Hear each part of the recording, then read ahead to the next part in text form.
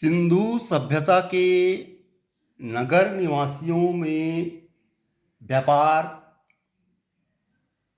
के संबंध में चर्चा करने पर हमें ये पता चलता है, अध्ययन करने पर हमें ये पता चलता है कि इस सभ्यता के निवासियों का वाणिज्यिक संबंध राजस्थान के एक क्षेत्र से था, साथ ही अफगानिस्तान और ईरान से भी था।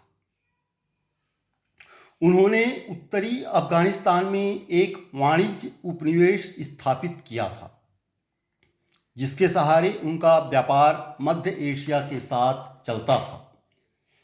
वे इस सभ्यता के लोग इतने विकसित थे, इतने आगे बढ़ चुके थे कि उन्होंने अपने व्यापार वाणिज्य उद्देश्यों की पूर्ति के लिए उत्तरी अफगानिस्तान में उपनिवेश स्थापित किया था।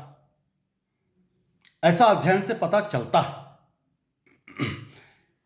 और उस उपनिवेश की सहायता से वे पूरे मध्य एशिया का व्यापार वाणिज्य संचालित किया करते थे।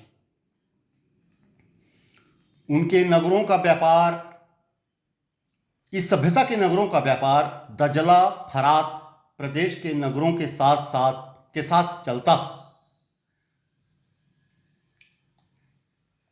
बहुत सी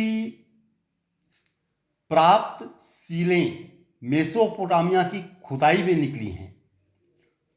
जो सिंधु सभ्यता की सीलें हैं, मेसोपोटामिया की खुदाई में भी मिली और प्रतीत होता है कि इस सभ्यता के लोग मेसोपोटामिया नागरिकों के कई प्रसाधनों का अनुकरण करते थे, यानी आदान प्रदान, सहयोग, आपसी सहयोग, पारस्परिक सहयोग, व्यापार वाणिज्य, आर्थिक लेन देन, ये सब चलता रहता था। हड़प्पाई लोगों ने लाजवर्द मणि का सुदूर व्यापार चलाया था। ये इस सभ्यता के लोग लाजवर्द मणि का व्यापार सुदूर क्षेत्रों में किया करते थे। हो सकता है ये इस मणि को धारण करने से प्रतिष्ठा का प्रतीक माना जाता रहा होगा और शासक वर्ग के लोग इस मणि को धारण करते रहे होंगे। उनकी सामाजिक प्रतिष्ठा में इसको अभिवृद्धि का प्रतीक माना जाता रहा होगा, लाजवर्द मणि को। 2350 ईसा पूर्व के आसपास और उसके आगे के मेसोपोटामियाई अभिलेखों में मेलुहा के साथ व्यापारिक संबंध की चर्चा है।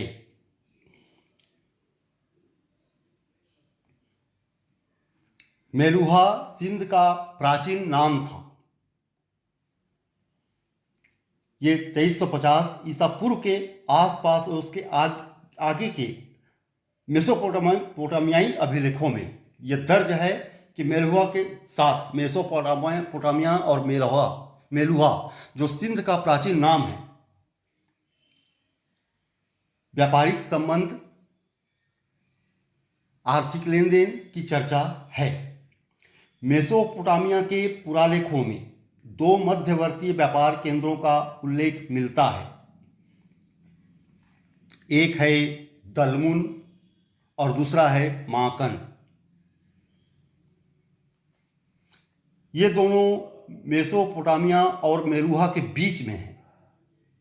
दलमुन और माकन, जो मेसोपोटामिया और मेलुहा जो सिंध का प्राचीन नाम है, इसके बीच में दलमुन और माकन 2 व्यापारिक केंद्र हैं और पुरालेखों में इसकी जानकारी मिलती है कि इनके साथ भी इनके व्यापारिक संबंध थे।